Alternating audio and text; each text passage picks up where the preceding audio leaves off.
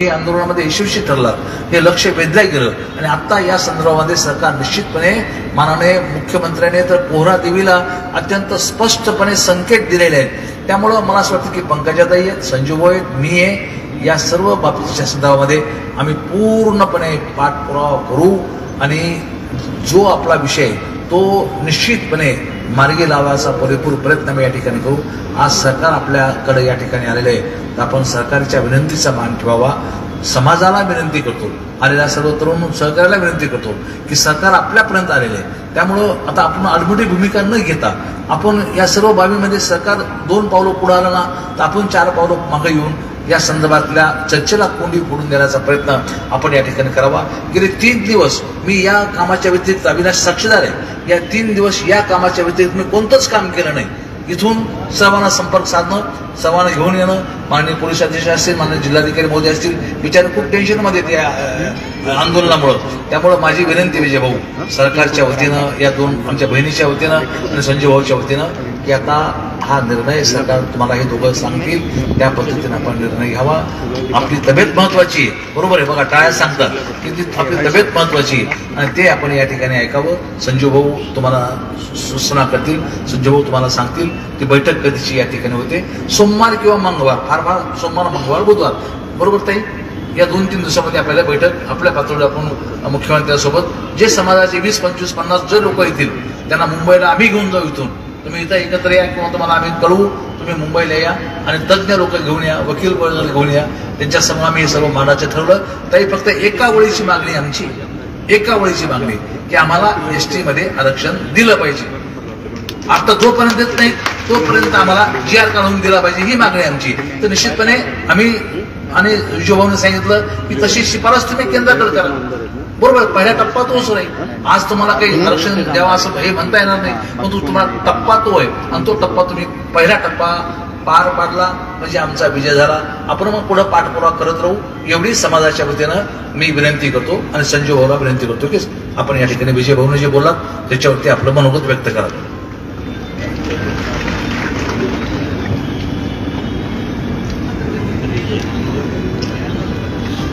Chocolate द्यायचं काम करताय विजू भाई, यार थांब रे, थांब तसे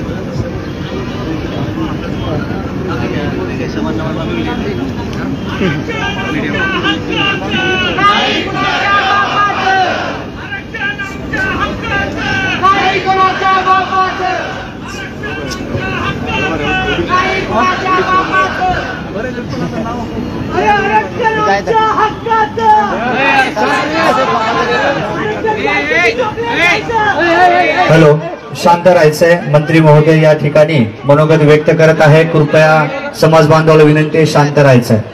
मंत्री महोदय या ठिकाणी आपले मनोगत व्यक्त करत आहेत, त्यांचं शिष्टमंडळाचं मनोगत आपण शांतचित्ताने ऐकायचं आहे। चर्चा चालू आहे, कृपया शांत बसा। कोणीही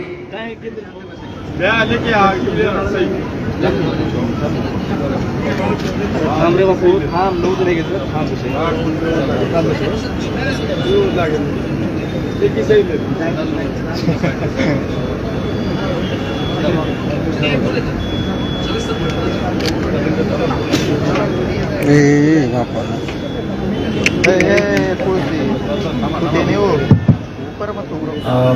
सरकारच्या वतीनं आपल्या पालकमंत्री महोदय या ठिकाणी आलेले आहेत।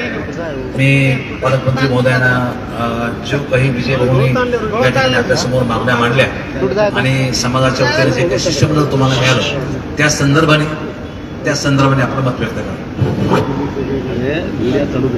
नमस्कार, बऱ्याच इथे माझ्या बसलेल्या बंधू भगिनींना मी दिसत नसेल, मी पंकजा मुंडे आपल्या विजय भाऊंची भेट घेण्यासाठी आलेले आहे। तुम्हा सर्वांना इथे आलेल्यांना माझा जय सेवालाल।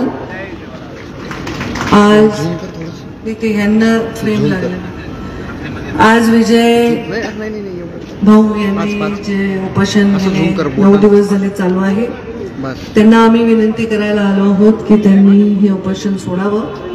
याचं कारण असं आहे की आता त्यांच्या मागण्या याची दखल घ्यायची म्हणूनच सरकारचे प्रतिनिधी म्हणून, मी सरकारचे प्रतिनिधी जरी असले तर मी तुमचे प्रतिनिधी आहे सरकारकडे बोलण्यासाठी, आधी माझं ती भूमिका आहे। मी इथे मंत्री म्हणून आले किंवा मी सरकार म्हणून आले असं नसून तुमची भूमिका सरकारपर्यंत नेऊन तुमच्या जे न्याय मिळायचा आहे त्याच्यासाठी एक महत्वाचं पूल बनवायचं काम मी करणार आहे आणि हे माझं तुम्हा सर्वांना वचन आहे. आणि माझ्याबरोबर तुमचे सर्वांचे माझे सुद्धा लाडके संजू भाऊ सुद्धा आले आहेत, अर्जुन भाऊ सुद्धा इथे आहेत, सर्व इथे विजय यांच्यावर प्रेम करणारे सर्व लोक आहेत. आता त्यांची तब्येत थोडी खालावत आहे आणि जेव्हा अशी परिस्थिती येते तेव्हा सरकारी अधिकाऱ्यांना किंवा सरकारला तुमच्या जीवाची काळजी करावी लागते. कोणी एखाद्या गर्दीमध्ये एखादा माणूस घासलेट घेऊन जातो तर त्याला काही पोलीस लोक जाळून घेऊ देऊ शकत नाहीत ना, त्यांना वाचवावंच लागतं. आता जर तुम्ही आमरण उपोषण करणार म्हणल्यावर तुम्हाला न्याय मिळेपर्यंत तुमच्या जीवाला काही झालं तर ती जबाबदारी त्यांना उत्तर द्यावं लागतं उद्या आम्हाला. आणि त्यामुळे तुम्हाला रोखणं हे प्रशासनाचं शिव्या जरी खाल्लं तरी कामच आहे आणि आम्हाला तुमचा जीव मोलाचा आहे. तुम्ही बंजारा समाजाचे अनेक उदाहरण दिले की बंजारा समाजाने कसं लढवई हा समाज आहे आणि मला तुम्हाला वेगळं सांगायची गरज नाही, मी हे पाहत आलेली आहे. हे खरं आहे की काही समाज हे गरीब आहेत, अजूनही मागास आहेत. माझाही समाज अजूनही ऊस तोडतो तर लोक म्हणतात तुम्ही ऊस तोडणं थांबवलं का? आता ऊस तोडणं थांबवण्यापेक्षा ऊसतोड कामगारांना हक्क मिळवून देणं, जास्तीचं त्यांना मानधन मिळवून देणं, त्यांच्या मुलांसाठी काहीतरी करणं हे आपलं कर्तव्य. तुमच्यासारखा एखादा लढणारा शिपाई, एक अत्यंत एवढं ज्याला 9 दिवस बिना पाण्याचं बिना खाण्याचं थांबलेला व्यक्ती, आज हा समाजासाठी जीव द्यायला निघालेला व्यक्ती, त्या समाजासाठी जीव द्यायला निघालेल्या व्यक्तीचा जीव किती मोलाचा आहे हे समाजाला विचार आहे का नाही? मोलाचा आहे का नाही? विजय भाऊचा जीव मोलाचा? बचेंगे तो और भी लढेंगे असं असतं की नाही? त्याच्यामुळे तुमचा जीव महत्वाचा आहे, तो मोलाचा आहे माझ्यासाठी आणि माझ्या इथे जमलेल्या सर्व बांधवांसाठी, संजय भाऊंसाठी देखील. त्यामुळे आता सरकारची भूमिका कशी आहे? एखादा निर्णय घेतला, मीटिंग घेतली, GR काढला असं नाहीये. आपण सर्वजण आता काय करतोय, आपण सर्वजण मराठा आरक्षणाकडे बघतोय आणि मराठा आरक्षणात जे झालं त्याच्याप्रमाणे एक दिवसात GR काढला तसं नाही. आपला जो विषय आहे तो केंद्र शासनाकडे आहे आणि ही जर लढाई 40-50 वर्ष यशस्वी होत नाही याचा अर्थ या लढाईमध्ये खूप साधी लढाई नाही, मोठी लढाई, अडचणीची लढाई आहे आणि या लढाईमध्ये यश येण्यासाठी आम्ही तुमच्या बरोबर आहोत. फक्त त्याच्याकडे तुम्ही असणं आवश्यक असतं, तुमची प्रकृती चांगली असणं आवश्यक असतं. मुख्यमंत्री महोदय आता नाशिकमध्ये एका सभेत आहेत, त्यांनी मला सांगितलं की या सगळ्यांचं एक डेलिगेशन तयार करा. आम्ही धनगर समाजाचे डेलिगेशन घेऊन दिलं. तुमच्या महत्वाच्या मागण्या आहेत. एक महत्वाची मागणी म्हणजे केंद्र शासनाला तुम्ही प्रस्ताव पाठवायचा. आता यासाठी फार प्रोसिजर आहे, मागासवर्गीय आयोगाचा सगळा आपल्याला त्याचा रिपोर्ट लागतो, हे सगळ्या गोष्टी आहेत. त्यामुळे GR काही एक दिवसात तो काढता येत नाही. दुसरं तुम्ही म्हणले की दुसऱ्या समाजांना जशा दिल्या तशा सवलती आम्हाला द्या. त्या संदर्भामध्ये ते निर्णय सुद्धा असा 1 तासात घेण्यासारखा नाही, पण तो निर्णय व्हावा यासाठी मी स्वतः आग्रह करीन, मुख्यमंत्री महोदयांची तुमची भेट घालीन. आपण एक टाइम पिरियड तयार ठेवू. टाइम पिरियड तयार ठेवल्यानंतर आपण ठरवू की 3 महिन्यात 6 महिन्यात या गोष्टी करून अधिवेशनामध्ये हे ठेवावं लागेल. ह्या सगळ्या गोष्टींसाठी आपल्याला वेळ द्यावा लागेल. आपण तर BEd आहात, शिक्षक आहात, आपल्याला माहिती आहे की शासनाचे निर्णय GR हे कसे आहेत आणि ते असं एका क्षणात एका दिवसात देऊन आपण समाजाला असं काहीतरी चुकीची माहिती नाही देऊ शकणार. मी तुम्हाला वचन देते की बंजारा समाजाच्या हक्काच्या मागण्यासाठी तुमच्या बाजूनी मी सरकारच्या समोर उभे राहून हा विषय मांडेन.